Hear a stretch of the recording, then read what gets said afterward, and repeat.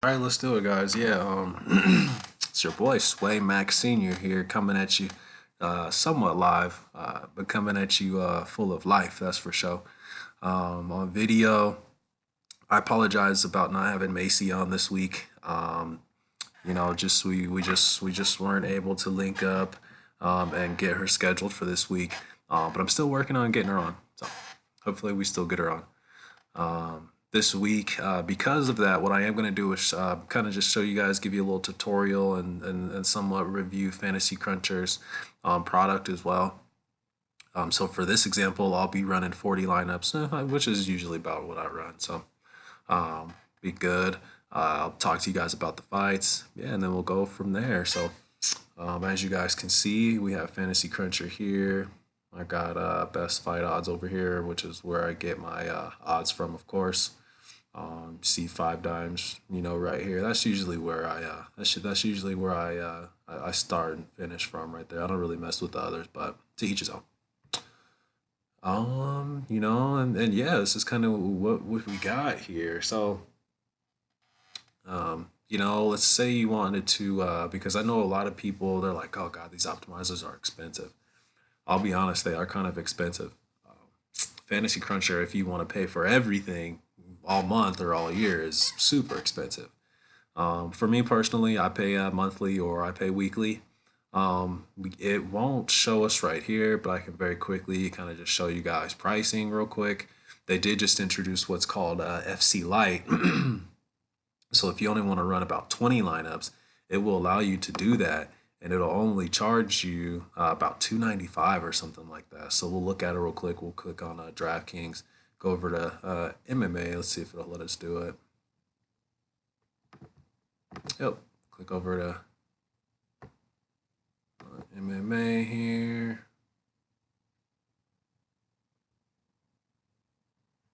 Go to weekly. A little slow. I won't wait for it too long.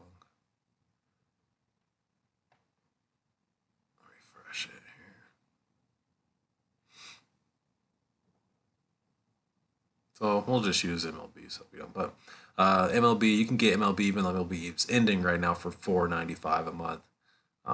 If we go to MMA, there we go. Go over to MMA, go to weekly, $2.95 a month, but you can only build up to 20 lineups. So that's still pretty cool. I mean, you're not getting the additional software enhancement or projections for ownership, anything like that. But for less than $3, you know what I mean, you can build up to 20 lineups per crunch. So that's pretty cool. That's pretty cool. Me personally, I have premium, so that's what we'll be using. That's what I'll show you today. Yeah, we'll start at it. Man, we have a really good card. The UFC Copenhagen. I'm super excited about it. We have 13 fights. Let me look at my little cheat sheet here. Yeah, we have 13 fights. It looks like there are only one, two, three. I'll show you here. You got one, two, um, you know, three-ish. So we have a few fights here with a couple of big favorites. Hermanson at minus 260. Madsen at minus 675 though, like definitely. Then we have Macy at minus 400. So those are our big favorites. We do, however, have a few fights that are expected to end early. I see right now. Let's see, one, two, three, four. We have four good ones. We have two we might be able to get an edge on. So we'll talk about those too. But yeah, I mean, and this is kind of where I start from. Fantasy Cruncher is really good, especially for doing the podcast, because I can look straight at the fights here. Goes right in order from last to first, or you can, you can make it go the opposite way and start up to. I always start from the bottom though. Got weight classes here. You got odds. Let's see where they're. Yeah, not sure where they're getting their odds from, to tell you the truth. But I always kind of do gauge them with Fantasy Cruncher. Now, when I am doing the podcast, I am just giving you these odds right here because it's all right here. I mean, you see a win percentage here. I wouldn't really put too much stock into that, to be honest. I mean, like, of course, like we can go up top here, like Madsen, who's the most expensive fighter on the card. going against the least expensive fighter on the card and the biggest dog on the card. He's going to have an 87% chance to win. That's like, you know what I mean? It's kind of obvious, right? So just don't really look into that too much. Really, a lot of the time you'll see 40s and 50s, 60s, that kind of stuff. It's mostly 50-50, so I don't know. You got your salary, you got your average, which I kind of like over here. You got your projections here, which I never really pay too much attention to, to be completely honest. For MMA, I kind of just, I mean, we're playing mostly GPPs, so it really doesn't matter. But yeah, once we crunch our lineups, we'll see how much they're used right here, and that's pretty much what we got. So let's see here.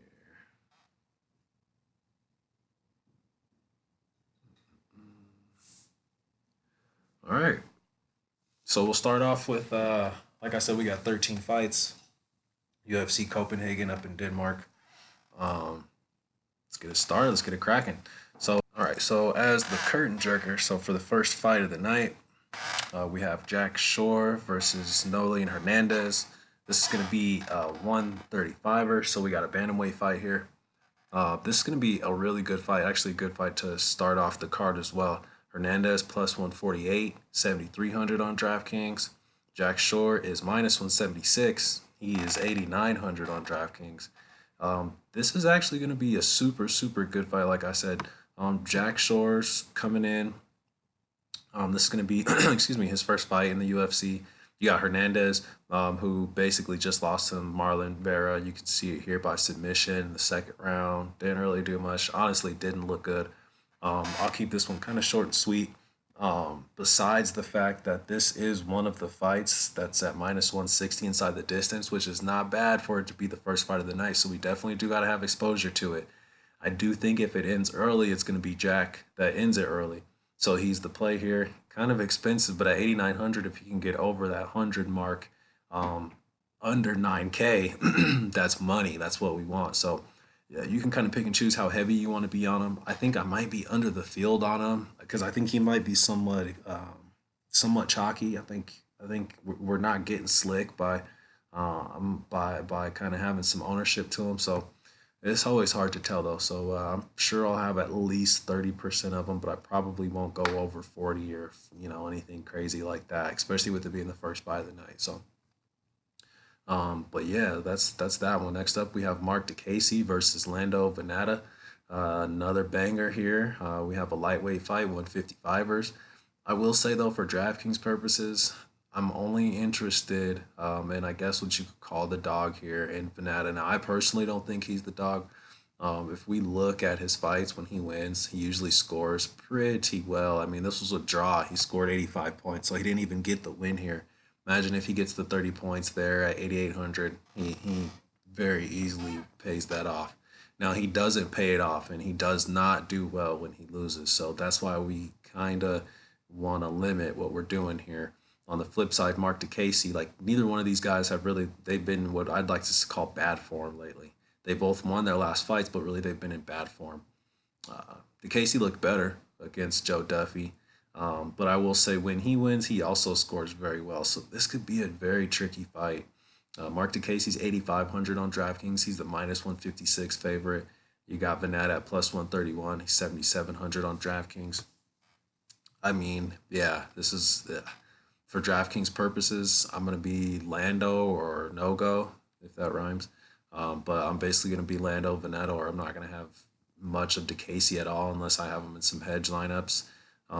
Other than that, I mean, we can kind of move on to the next fight here. And next up, we have Macy Chiasson going up against Lena Landsberg. This is a women's bantamweight fight, so 135ers. Macy, one of the biggest favorites on the card at minus 400. We have Lena Landsberg at plus 300 right now. Lena Landsberg is 6,800 on DraftKings, and Macy's 9,400 on DraftKings. They didn't do us any favors with her pricing here at putting her at the second highest on the card. So it's going to be tough to jam her into everything. We don't really even have to look, but I'll show you just for purposes what she does here in her fights. And I'll show you what I look at. So when I say things like she scored 110 points in her last fight, She had 43 significant strikes, two reversals, three advances, and the knockout in the second round. That'll do it. 112 points in her previous fight against Gina. Like this is kind of what I'm seeing here. So it really is money that they put it all right here. I mean, it's really nice. Um, but yeah, I mean, she's paid it off every time as well. 9400, 9400. She scored 110. If she can get that 110, 114 mark, she'll pay off that 9400 again. Um, I I mean, I think she's gonna do that. I watched one of her interviews with the UFC this week, and basically she said, like she's gonna go out there and do what she always does. She's gonna go out there and be aggressive. She's gonna try and end this early. She says she's pissed that she didn't end it in the first round in her last fight, so she's basically going to do everything she can to end this one early. Now, Lena's tough. Um, she's tough. The judges might sway her away a little bit, but I don't see this going to the scorecard. So Macy's the play here at 9400.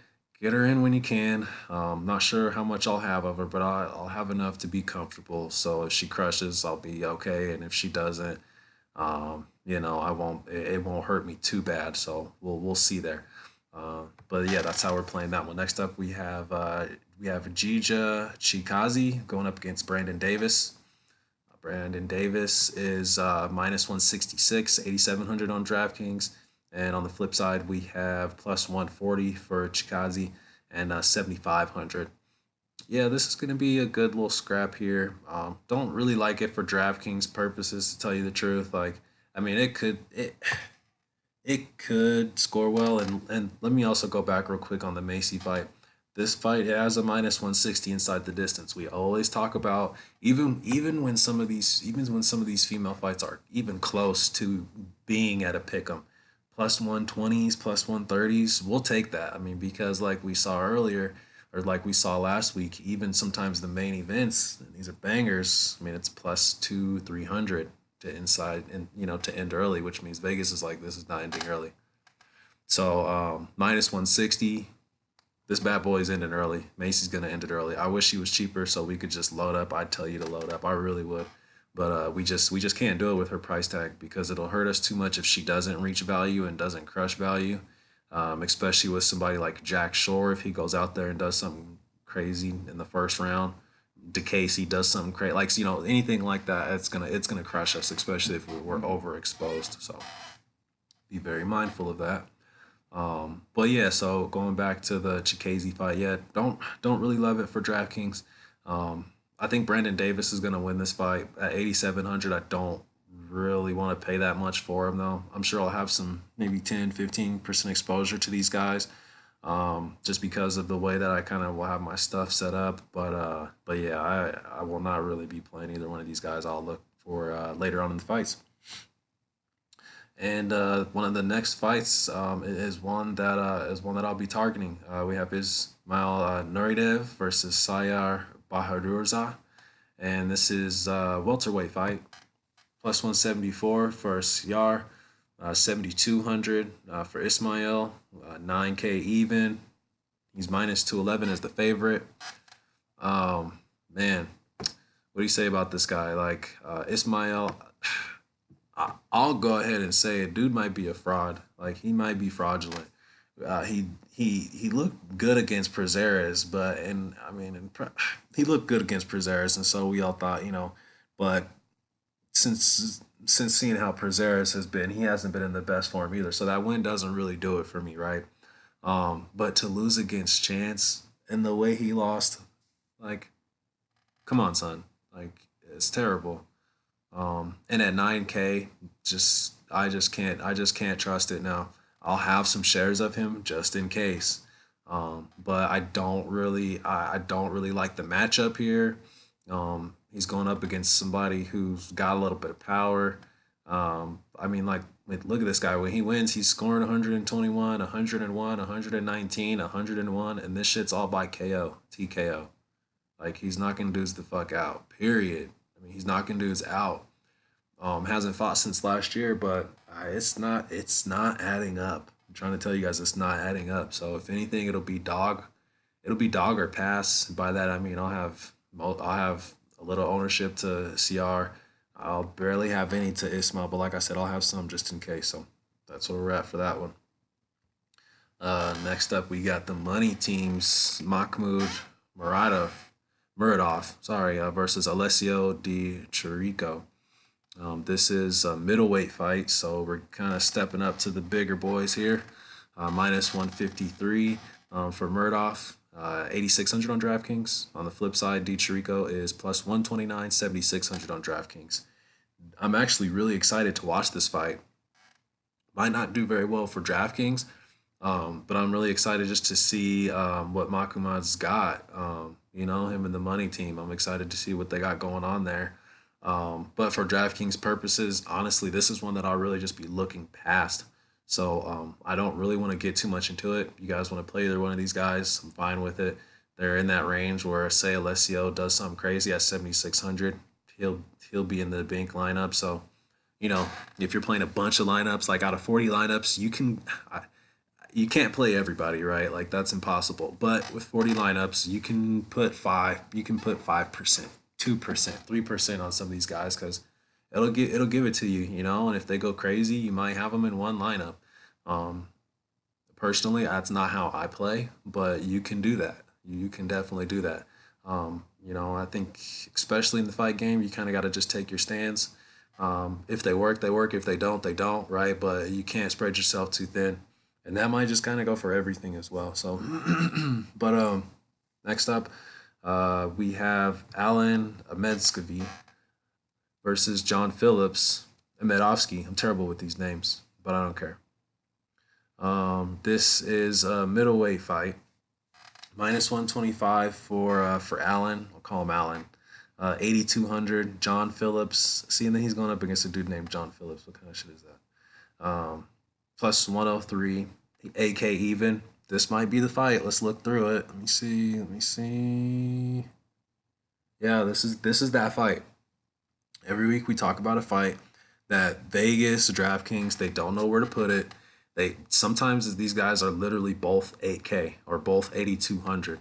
We've seen it, right? Even some of the even one of these what was that? One of the female fights either last week or 2 weeks before, both of them were 8 or 8K, and I kind of was like, yeah, here's the fight. It could be the fight, but not.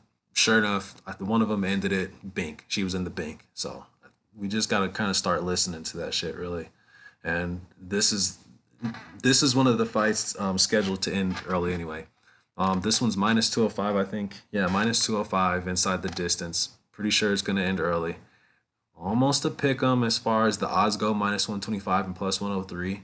And as far as pricing goes, I wouldn't blame you guys if you went 50-50. Um, Word on the street is that this is gonna stand up and it's gonna stay standing. Um, I kind of tend to agree, and if it does, I just don't see either one of these cats lasting 3 rounds. I really don't. I really, really don't. Both these guys are bangers. John Phillips is definitely a banger. He's the better fighter here, like in my opinion. I mean, we don't really see. This is kind of one of those fights where you're like, "What the hell are you talking about? This dude's lost every single fight he's been in. He's been submitted twice. Like, this is true, but you kind of can't necessarily look at that because if you go on the other side, this Allen dude, he's lost every fight he's had. Right? Somebody's got to win this shit. Somebody's got to win. And when you have two aggressive guys like this who basically lost by being aggressive, like I said, somebody has to win, and this is where we can take advantage at 8K and at 8,200. One of these jokers go over 100 points during the winning lineup. So we got to have some exposure. I'll have some exposure there. I'm not sure how much, but I will definitely be heavily exposed to this fight in general. And I'll be heavily exposed to, 3 or 4 of these last fights coming up here. So hopefully we have some lineups doing all right towards the end, and we can start making a push here towards the end with some of our heavier ownership. But yeah, that's the breakdown for that one. Next up, we have Nicholas Dalby versus Alex Oliveira, a welterweight fight. Oliveira is minus 143, 8,800 on DraftKings. Nicholas Dalby is 7,400 on DraftKings, plus 119. This is going to be a good fight. if this card is low key really good. It's coming on super early in the morning, so a lot of people won't watch it, but it's low key really good. It's got some good bangs on here. Alex Cowboy Oliveira always shows out. Let me see. I want to say, yeah, he's lost his last two. He lost to Mike Perry, and then he lost to Gunnar Nelson. He got submitted by Gunnar, but people kind of forget. Like he's, even though he's lost two, he's in really good form. He's fought two really good fighters. Mike Perry's, I mean, like he did just get his nose basically twisted up like a pretzel. But like dude's dude's always top 10, top 15, like, and he's gonna be in the top 15. Like he's definitely up there. Gunner's fighting on this card too. Lost to him by submission. No shame in that. Like, but he's got some good wins, and when he wins, he usually scores anywhere between, I'd say, 90 and 100. He's got that 70, that 80, but for the most part, when he wins, he's scoring 95, 101, 93, 109, even at 84. So I'm sure he'll average over 90. At 8,800, we probably do need a finish here. I think if this fight does end, and as you can see, that's what you got here. Dude hasn't fought since 2016, at least in the UFC. But if this ends early, I think Alex Cowboy's gonna be the one to end it early. And even though I'm excited to watch this one, I think this may be one that we might need to pass up on DraftKings. That's kind of what my gut's telling me too. So that's probably what I'll do. Next up, we have Michael Olaskachik and Ovin St. Pierre. This is a light heavyweight fight. OSP's plus 206, and Macau is minus 254. One of the more expensive fighters on the night. Michael is, I know I just called him Macau. Michael is 9,100, and on the flip side, OSP is 7,100. Big, big, big price discrepancy here, right? Almost $2,000 difference. I wrote on my little cheat sheet here. It just called to me. People probably are gonna say I'm crazy, but I think OSP's super live here. I think he's live. 7,100. People are gonna have recency bias when they look at this dude. They're gonna see he's lost like three of his last four fights, and he's been finished in three of the last four. They're gonna look at what I like to say is his form, even though it's a soccer term. It relates to pretty much everything. He's in bad form, man. Dude is not looking good. But people forget he's slippery.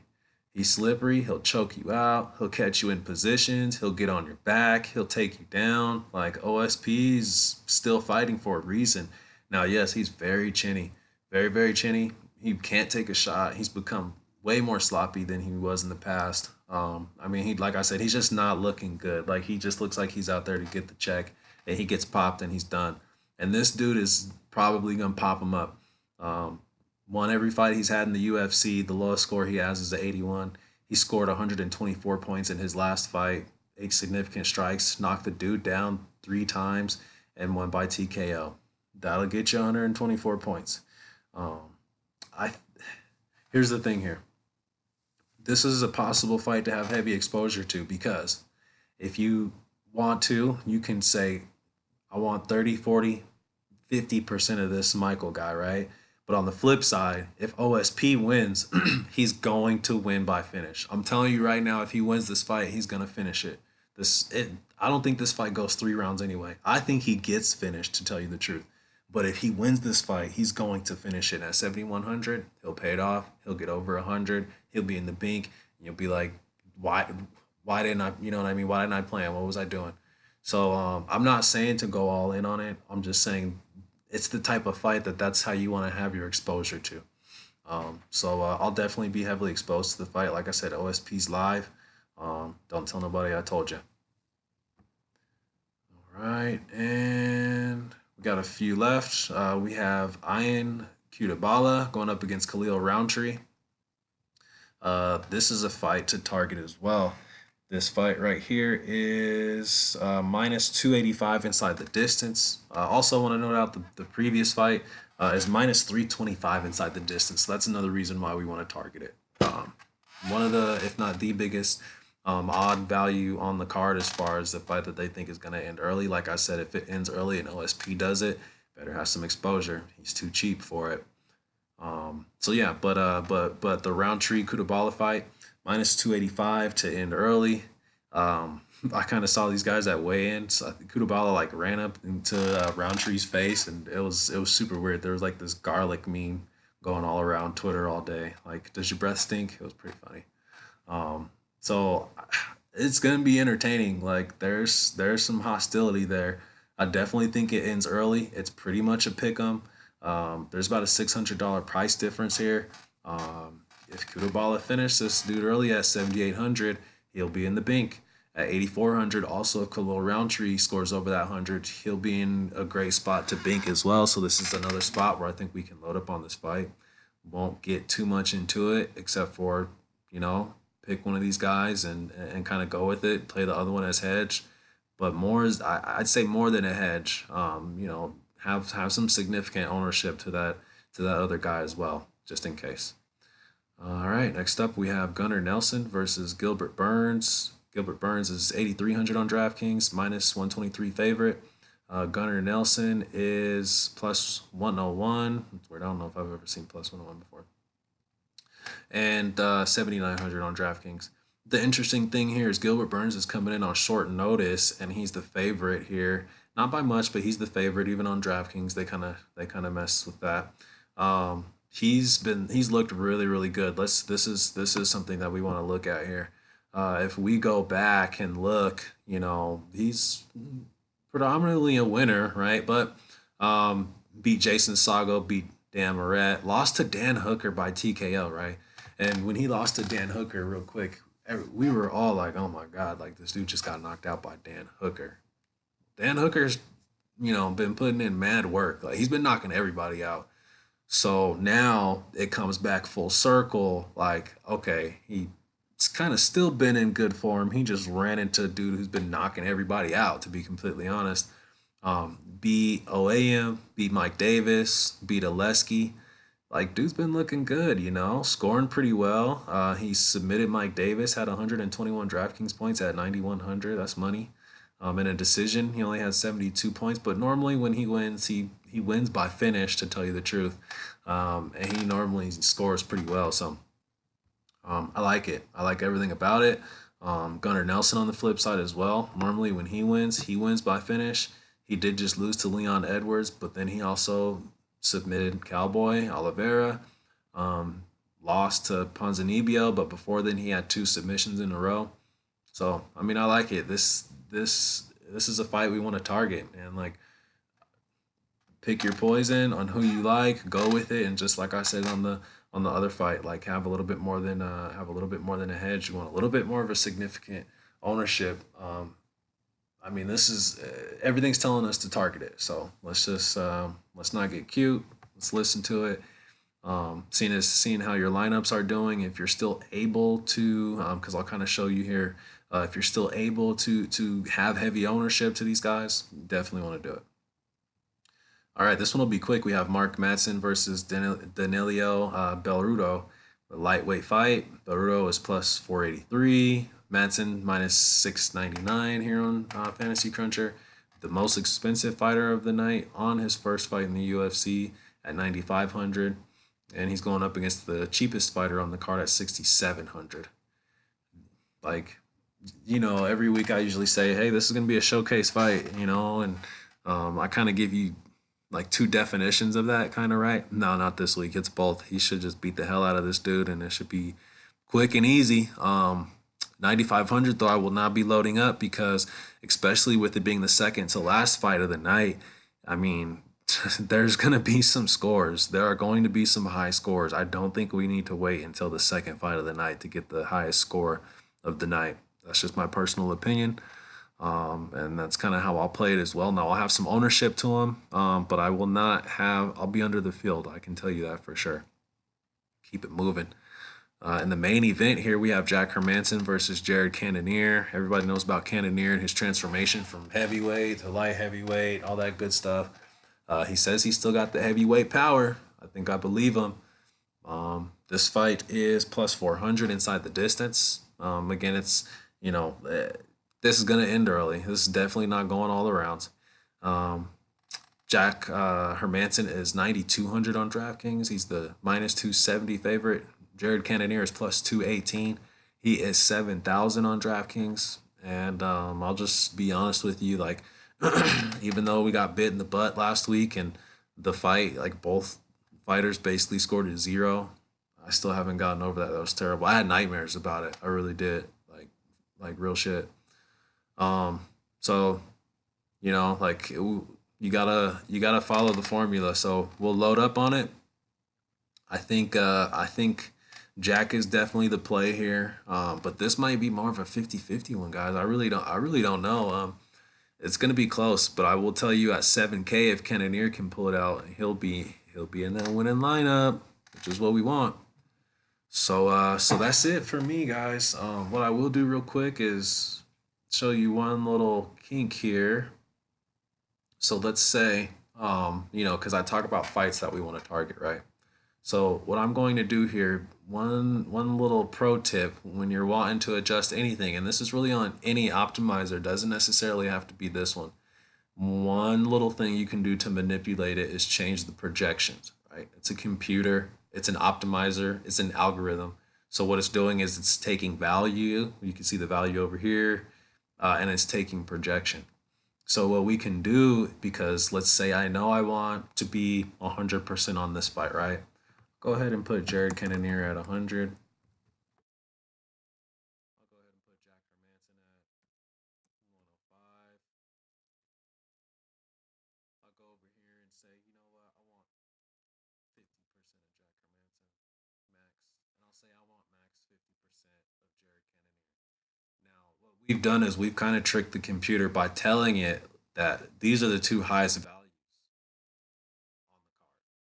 It's going to jam these dudes in every single one of our lineups if we let it, right? So what you do, you put over here how much you actually want them in. You can put that 20, 10, 5, like whatever the hell you want, doesn't matter. No.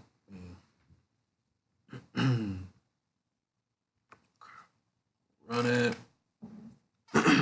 Again, this is 40 lineups. As you can see here, 50%, 50%. It's like a lot of Mark Madsen here. Nicholas Dalby.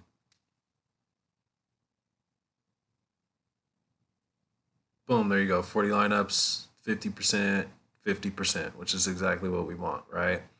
Now let's say that's a lot of Dalby. We don't like that, so we'll lower him a lot. We like Cowboy a little bit. Now what we also want to do, we know we want to target this fight here, right? Go ahead and put another 100 on OSP. Because again, we're just tricking the system so that we can really tell it to put him in however many lineups we want.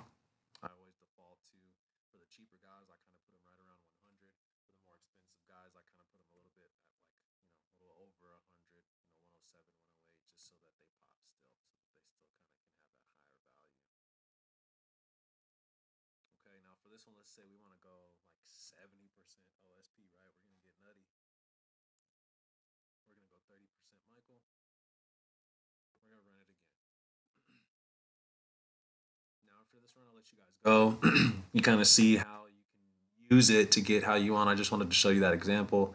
But yeah, hopefully this is useful. Hopefully you guys like it. I honestly am not sure how I'm gonna get it to you guys though. If I'm gonna have to probably pull it up on YouTube and post a link on my page or something like that. But I'll get it out so you guys can definitely take a listen. I apologize for the length. Hopefully you guys can get through it. If you have to skip through it, won't be mad at you. And thanks for listening. Peace.